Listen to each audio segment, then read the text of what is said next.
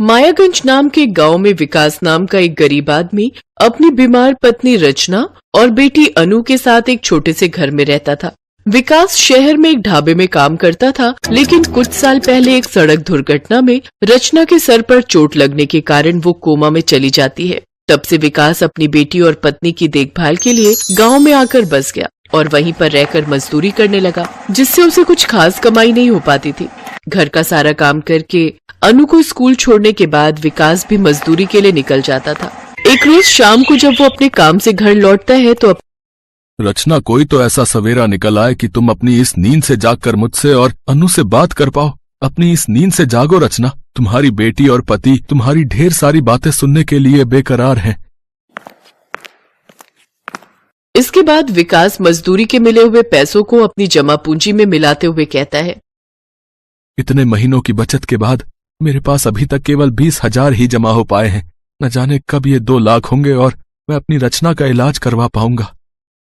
ये कहते हुए विकास की आंखें नम हो गई। ऐसे ही एक रोज स्कूल से लौटते वक्त अनु विकास से, वाह कितनी अच्छी सुगंध आ रही है, ये क्या है बाबा? बिटिया, इसे तंदूरी पनीर टिक्का कहते हैं, जो कि तंदूर में बनता है। बाबा मुझे भी ये खाना है। अच्छा, मेरी गुड़िया को ये खाना है। विकास बंसी के ढाबे पर जाता है। चाचा, पनीर टिक्का कैसे दिया? 300 रुपए प्लेट है विकास। तेरी हैसियत नहीं है इसे खाने की और ना ही तेरी इस बेटी की। बोल दूं क्या? क्या 300 रुपए? नहीं चाचा, रहने दो। विकास उसे लेकर घर आ जाता है। घर आकर वो चटनी के साथ अनु को रोटी परोस कर देता है। अनु, ले बेटी, खाना खा ले। बाबा रोज रोज मैं ये रोटी और चटनी खाकर पक चुकी हूँ। आपको पता है, जब मैं बंसी काका के ढाबे के सामने से गुजरती हूँ ना, तो मुझे पनीर टिक्के की बहुत अच्छी खुशबू आती है। मेरा भी बड़ा मन करता है पनीर टिक्का खाने को। बाबा, क्या हम गरीबों के नसीब में पनीर टिक्का नहीं होता? क्या हमें उसकी खुशबू से ही मन भरना होता है? अपनी बेटी की बात सुनकर विकास की आंखें नम हो गई। फिर वो बाजार जाकर थोड़ा सा पनीर ले आया। फिर उसने मिट्टी का तंदूर बनाया और उस पर सीख लगाकर पनीर लगा दिया। कुछ ही देर में पनीर टिक्का बनकर तैयार हो गया। विकास ने वो पनीर टिक्का अनु को खाने को दिया। ले, मेरी बेटी को पनीर टिक्का खाना था ना? पनीर टिक्का देखकर अनु के चेहरे पर मुस्कुराहट आ गई। फिर जैसे उसने उसे मुंह में डाला तो उसका स्वाद चखकर वो तो हैरान ही रह गई। वाह बाबा, ये तो बड़ा ही स्वादिष्ट है। सचमुच आज तो मजा ही आ गया। तभी विकास का दोस्त अनूप वहां आता है। विकास उसे भी वो पनीर टिक्का खाने को देता है, जिसे खाकर अनूप हैरान रह जाता है। अरे वाह विकास, इतनी स्वादिष्ट तंदूरी पनीर टिक्का तो मैंने आज तक नहीं खाई। लेकिन तूने इसे बनाना कहाँ से सीखा? मैं जब शहर में ढाबे पर काम करता था तब मेरा यही काम था।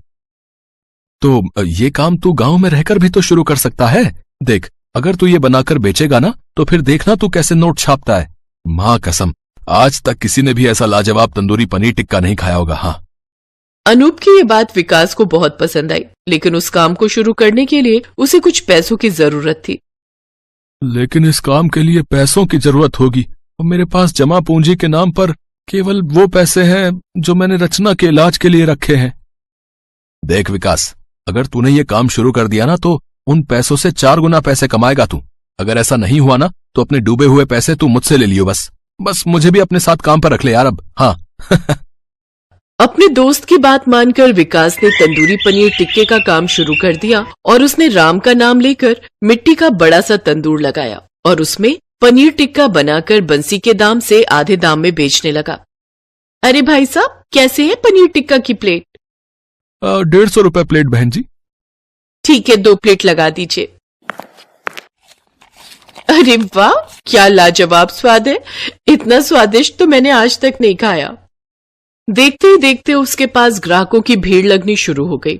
बंसी के सभी ग्राहक अब विकास के पास ही आने लगे। साथ ही विकास का दोस्त अनूप आसपास के ढाबों और रेस्टोरेंट, होटलों से भी ऑर्डर्स लेकर आने लगा। अनूप पढ़ा लिखा था, इसलिए उसने ऑनलाइन ऑर्डर लेना भी शुरू कर दिया। कुछ ही महीनों में विकास ने खुद का ढाबा खोल लिया, जिससे उसकी कमाई और ज्यादा होने लगी। उसने रचना का इलाज शहर के बड़े अस्पताल में करवाया, जहां रचना पूरी तरह ठीक हो गई। अनूप को भी विकास हर महीने अच्छी तनख्वाह देने लगा। तो वहीं बंसी का ढाबा अब खाली रहने लगा, लेकिन अनूप और विकास ने मिलकर नोट छापना जारी रखा।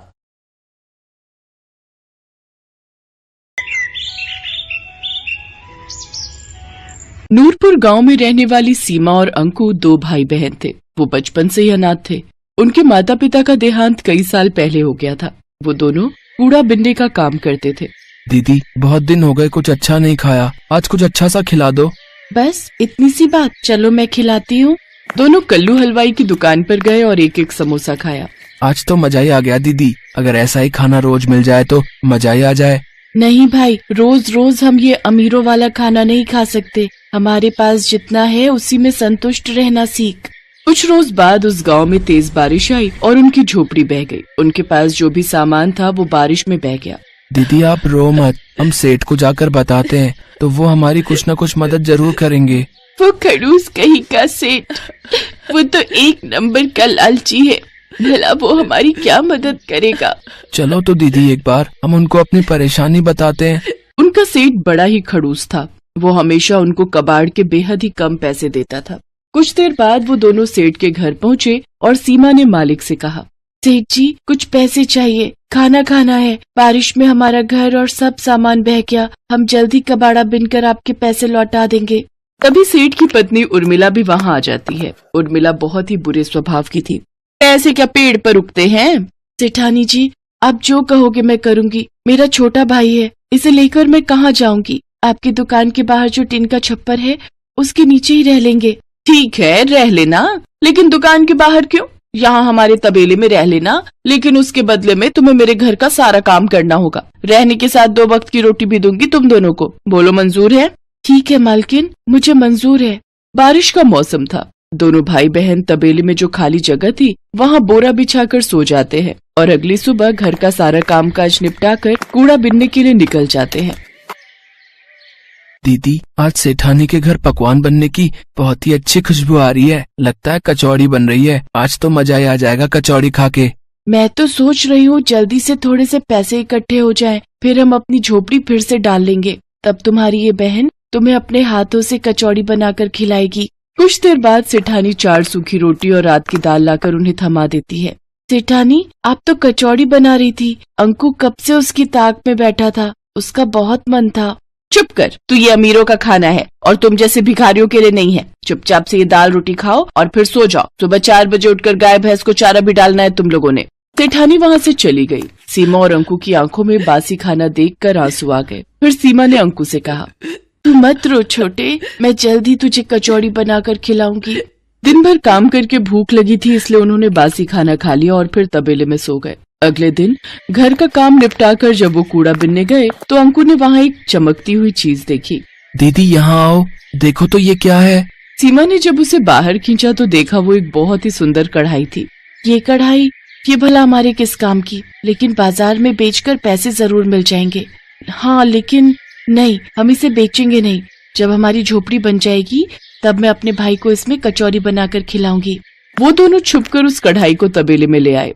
अपने हाथ में कढ़ाई लिए सीमा अंकु से कहती है, एक दिन मैं अपने अंकु के लिए इसी कढ़ाई में कचौरी बनाऊंगी।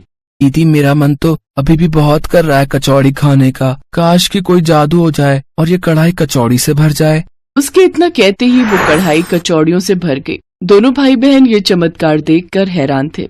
इसका मतलब ये कोई जादुई कढ़ाई है, इसीलिए इतना चमक रही है। मैं एक बार और कहती हूँ, काश कि जल्दी से कोई जादू हो जाए और ये कढ़ाई मिठाई से भर जाए।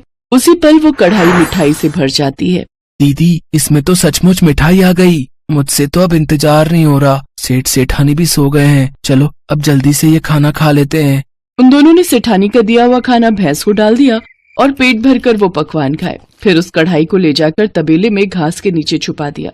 जब भी उन दोनों को भूख लगती वो कढ़ाई से अपना मनचाहा खाना मांग लेते।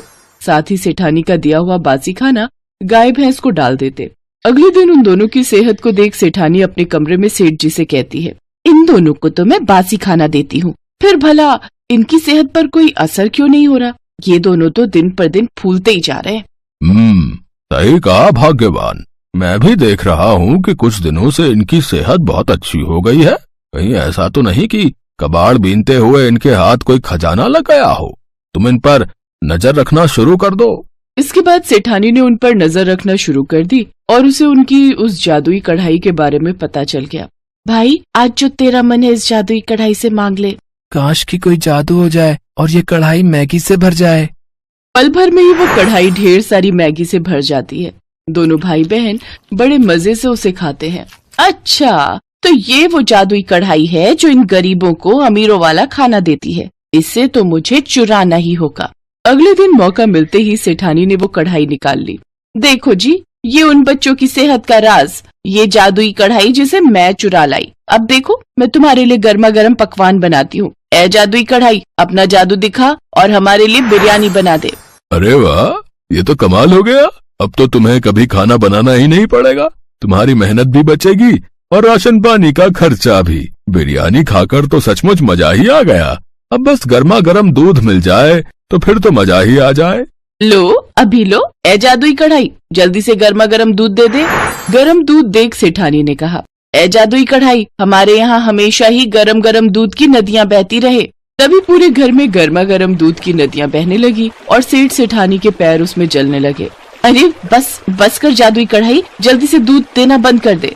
दोनों के पैरों में खौलते दूध से छाले पड़ गए, लेकिन कहीं किसी को इस बारे में पता न चल जाए, इस कारण वो चुपचाप वो दर्द सहते रहे। सीमा ने ये सब देख लिया और दरवाजे पर खड़ी सीमा कहने लगी, आज आपके लालच ने सेठानी जी आपको कितनी बुरी तरह जला दिया। काश की कोई जादू हो जाए और ठंडे पानी से ये घर बच जाए। कढ़ाई से ठंडा पानी निकलने लगा और सेठ सेठानी जलने से बच गए। ए जादुई कढ़ाई, तू जहाँ से भी आई है वहीं वापस चली जा। सेठ सेठानी दोनों ने अपने किए की सीमा से माफी मांगी। वो जादुई कढ़ाई हमेशा हमेशा के लिए गायब हो गई। तुम नहीं होती तो आज हम जल ही जाते। तुमने हमारी जान बचाई है, इसलिए आज से तुम तबेले में नहीं, मेरे घर में मेरे बच्चे बनकर रहोगे। साथ ही अब मैं तुम्हें रोज अमीरों वाला खाना खिलाऊंगी। उस दिन के बाद से सेठ सेठानी दोनों बच्चों को अपने बच्चों की तरह प्यार करने लगे और उन्हें अच्छे स्कूल में पढ़ने के लिए डाल दिया।